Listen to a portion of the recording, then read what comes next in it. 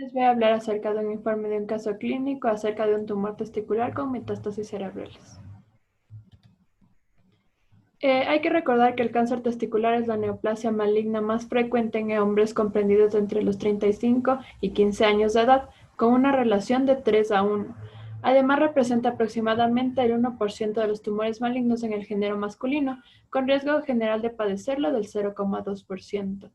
Se estima que existen aproximadamente 8.850 casos de tumores testiculares cada año en los Estados Unidos, 72.000 casos en todo el mundo y 9.000 muertes cada año debido a esta patología. La tasa de supervivencia del cáncer testicular en cualquier estadio es aproximadamente del 95 al 96,6%, mientras que la supervivencia a los 5 años para los pacientes con cáncer localizado es del 99,2%, en la enfermedad regional del 96% y en casos de tumor metastásico esta baja hasta un 73,1%. Este tumor tiene una sobrevida aproximada del 95% a los 10 años de padecerlo. Existen algunos tipos de tumores testiculares. La mayoría corresponden al grupo de las células germinales en un aproximado de 95%. Estos pueden también surgir en ubicaciones extragonadales, como podría ser el mediastino y el retroperitoneo. Histopatológicamente, los tumores de células germinales se dividen en dos grupos principales. Estos son los tumores seminomatosos y no seminomatosos. Existen algunos factores de riesgo para el desarrollo de cáncer testicular. Entre ellos, como podemos ver, está la criptorquidia, que es el factor predisponente más conocido para la aparición de tumores de células germinales de testículo. También antecedentes de tumor testicular, que representa el principal factor de riesgo para la aparición de un tumor en el testículo contralateral. Por eso es que esto es muy importante recordarlo.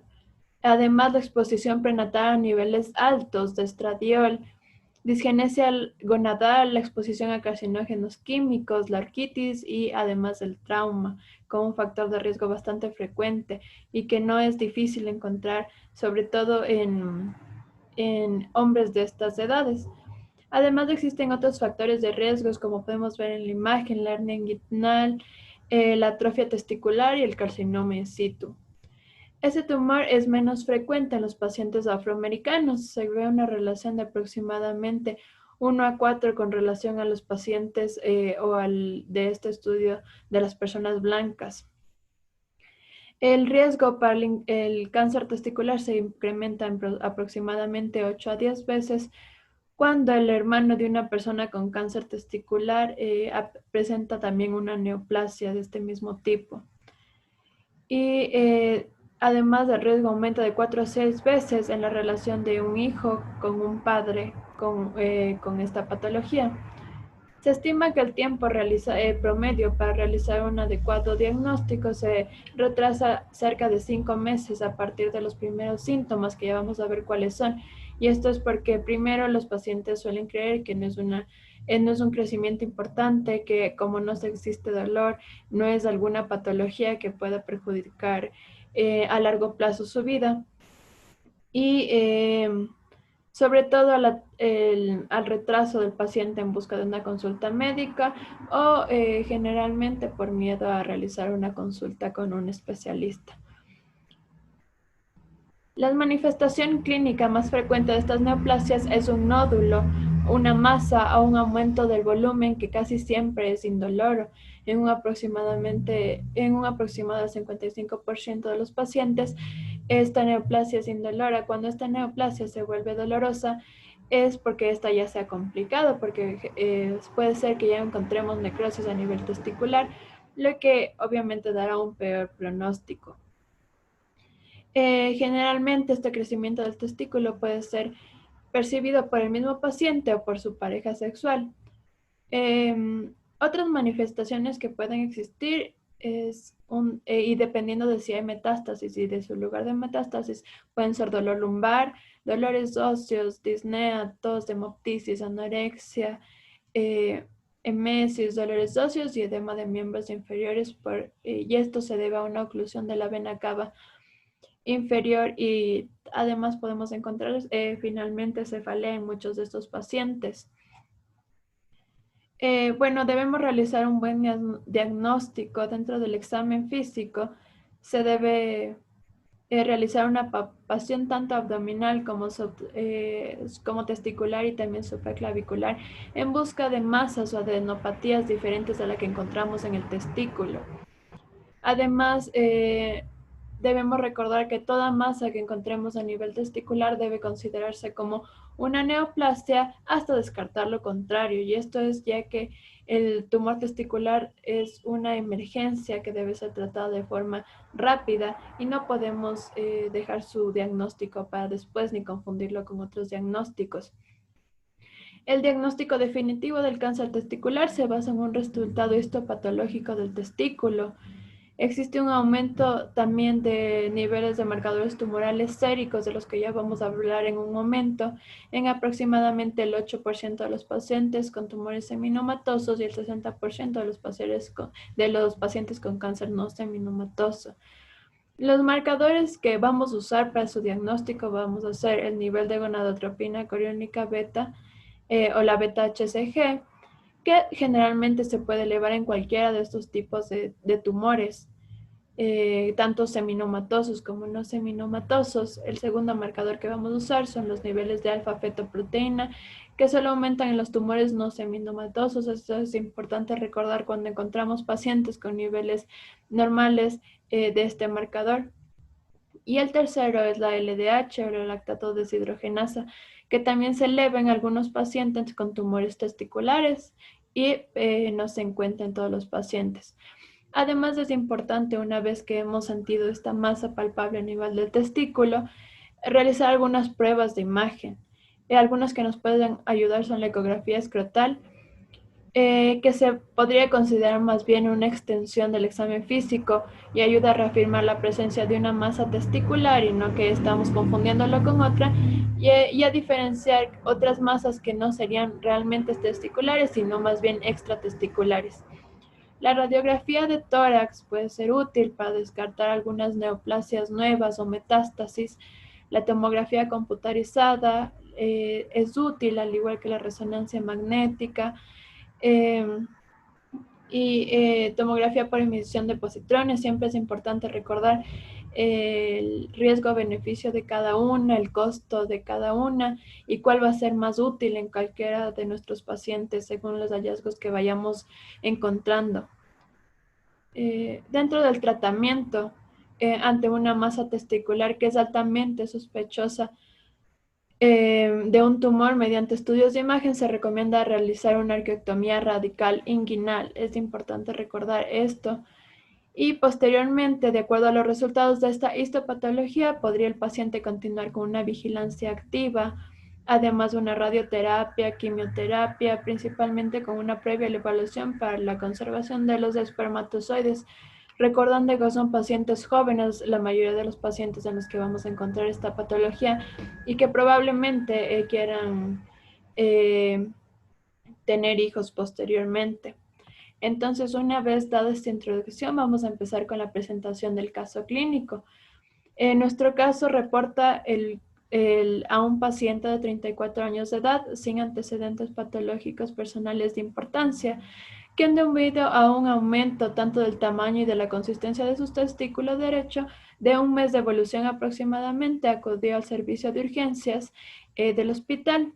Además, refería que hace aproximadamente 72 horas presentaba dinamia, malestar general, cefalea, náuseas y vómito. Se realiza un examen físico del paciente donde se evidenció un paciente álgico, somnoliento y desorientado en tiempo, espacio y persona. Eso no es un hallazgo normal cuando hablamos de un paciente con una masa testicular, por lo cual se realizaron algunos exámenes posteriormente. En el área inguinal se observó un testículo derecho aumentado de tamaño en su volumen y consistencia en toda su superficie. La masa no era dolorosa y el testículo izquierdo no presentaba ninguna alteración, se encontraba normal.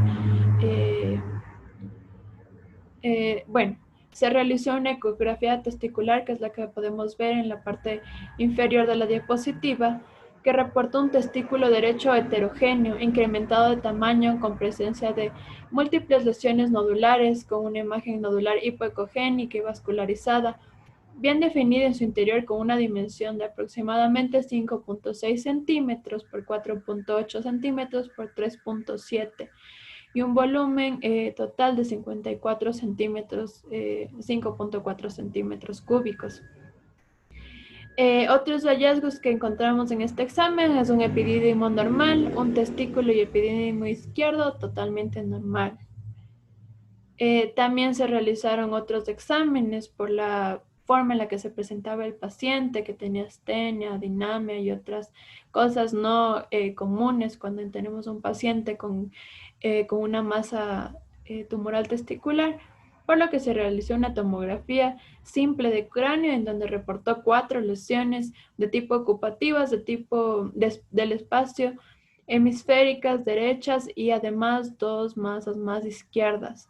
Una lesión infratentorial derecha espontánea hiperdensa con moderado edema perilesional que presentaba efecto de masa sobre el sistema ventricular lateral con colapso del ventrículo lateral derecho, múltiples lesiones nodulares con halo espontáneo denso y que estaban rodeados de un edema vasogénico de distribución randomizada en ambos lados, que además daban un efecto compresivo del edema vasogénico del sistema ventricular derecho, lo que nos podría más o menos ayudar a decir porque el paciente, además de la masa testicular, presentaba otro cuadro clínico.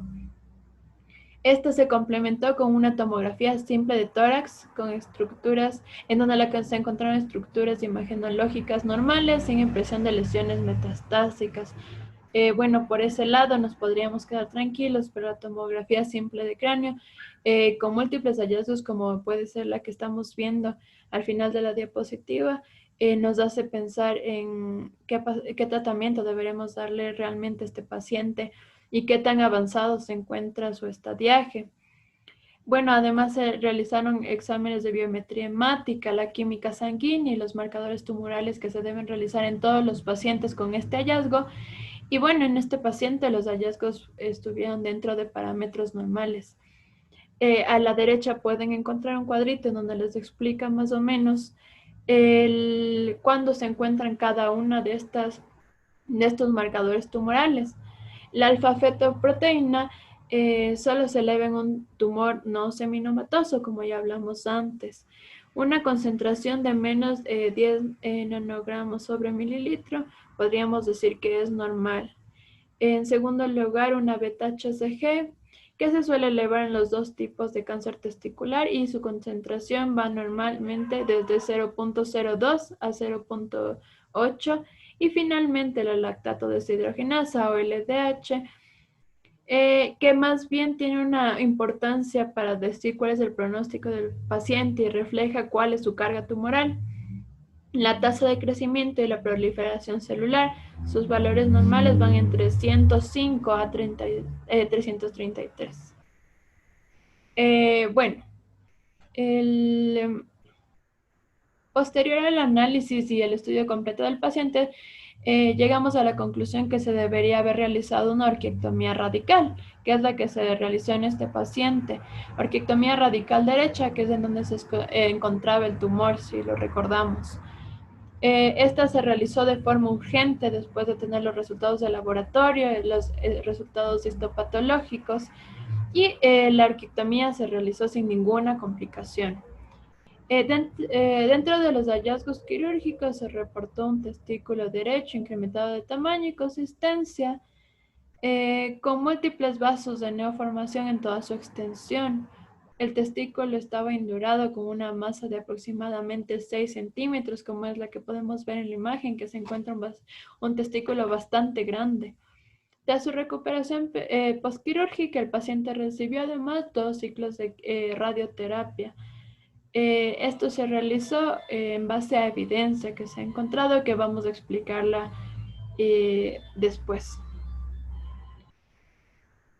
Bueno, la evolución postquirúrgica. A las 48 horas postquirúrgicas, en el piso de hospitalización, el paciente presentó de forma abrupta una cefalea intensa, acompañado de un estado convulsivo severo que lo llevó a un fallecimiento inmediato. El resultado histopatológico del testículo extraído fue una lesión, en ese momento, una vez que el paciente ya había fallecido, seguimos en el estudio del mismo, en donde vimos la histopatología del testículo que fue extraído. Se encontraba una lesión tumoral de bordes irregulares, parda, blanquecina, con un centro de aspecto necrótico que reemplazaba en un 90% el parénquima testicular normal. Este estaba a una distancia de 0.6 centímetros del epidídimo y 0.1 de la cápsula. El tumor espermático estaba dilatado, el tamaño testicular real con relación al de la ecografía estaba de 6.5 centímetros por 4 centímetros y por otros 4 centímetros. El tumor era de células germinales, como ya hablamos, suele ser el más frecuente, con seminoma clásico en el 60% y el otro 40% no correspondía a este tipo de tumores, sino más bien a un tumor, a un carcinoma embrionario que infiltraba la red de testis. Esto es importante recordar para un estadiaje que vamos a dar en un momento. Además, hubo un margen distal y radial libres y se identificaba adicionalmente neoplasia intratubular de células germinales. Es decir, tumor ya estaba invadiendo otros lugares. Bueno, ahora vamos a seguir con el estadiaje de este paciente según la masa que encontramos. Entonces, al paciente finalmente lo vamos a clasificar en un estadio 3C. ¿Por qué un estadio 3C? Primero, porque una masa testicular palpable a nivel del testículo. Segundo, porque tenía una metástasis a nivel distal. Tercero, porque la red de testis sí estaba comprometida. Y finalmente, el S que comprometería a los marcadores tumorales, aunque se encontraba disminuido en el estadiaje 3C, 3C, el S puede estar en cualquier nivel. Por tanto, vamos a clasificarlo más, sobre todo por su metástasis cerebral y la invasión a la red de testis, quedándonos como un paciente en un estadiaje 3C según las guías NCCN en su última actualización. Bueno, ahora sigamos con la discusión. Los tumores testiculares generalmente podremos considerarlos como tumores foco frecuentes. Sin embargo, entre los pacientes que tienen 15 a 35 años, llega a ser el tumor sólido más común. En el grupo etario, el paciente, se encontraba en este grupo etario. Además, representa aproximadamente el 1 al 1.5% de las neoplasias masculinas.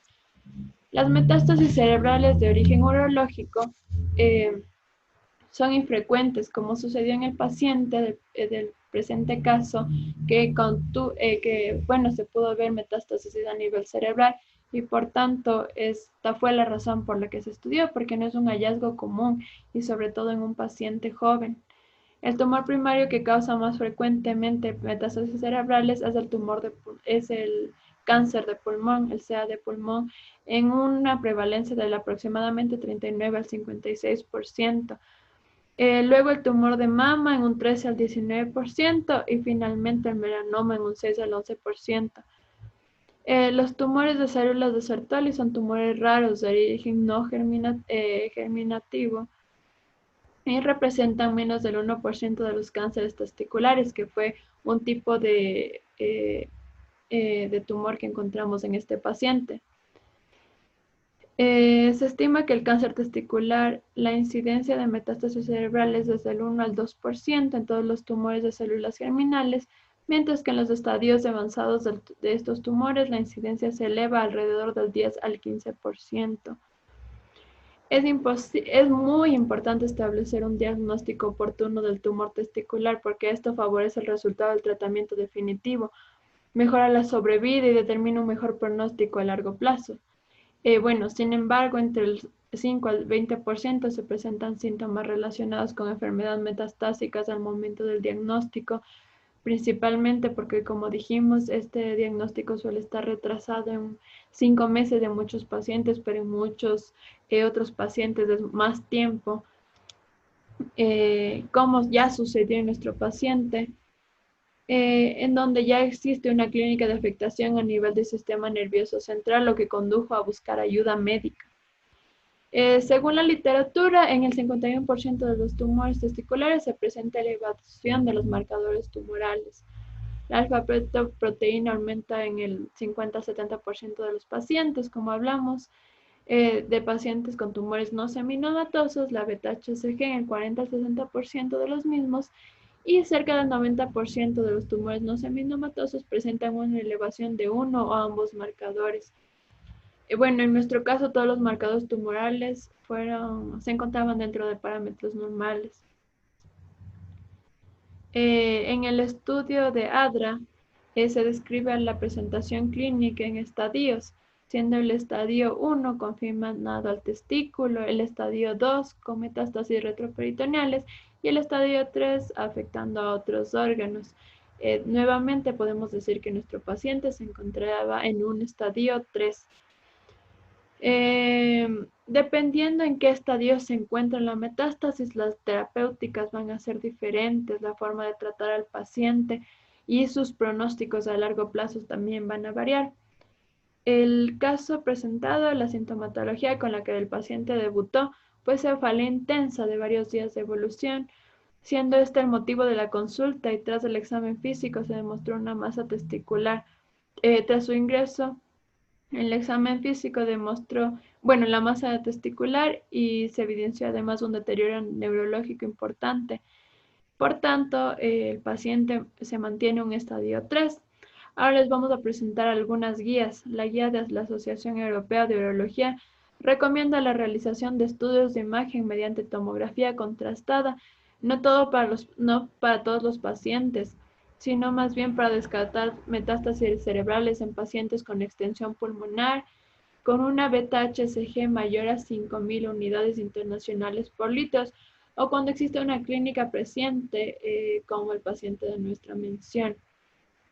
En cuanto al tratamiento, la American Cancer Society plantea que en el estadio 3, con metástasis cerebrales sintomáticas con riesgo de muerte, se debe iniciar quimioterapia previa a la orquiectomía y realizarse la misma cuando el estado clínico, el estadiaje esté más estable, inverso al paciente, a nuestro paciente del caso clínico. Eso es importante tomar en cuenta como un factor para lo que sucedió posteriormente. Además, la American Cancer Society indica si el cáncer se ha propagado al cerebro, se puede emplear cirugía, pero si solo hay uno o dos tumores en el cerebro, eso es muy importante recordar. Se recuerda en la tomografía de nuestro paciente, pues no poseía ni uno ni dos tumores. La radioterapia dirigida al cerebro se debe realizar además en este paciente, y se puede combinar nuevamente con la cirugía, o se puede elegir entre una de las dos dependiendo del paciente que tengamos.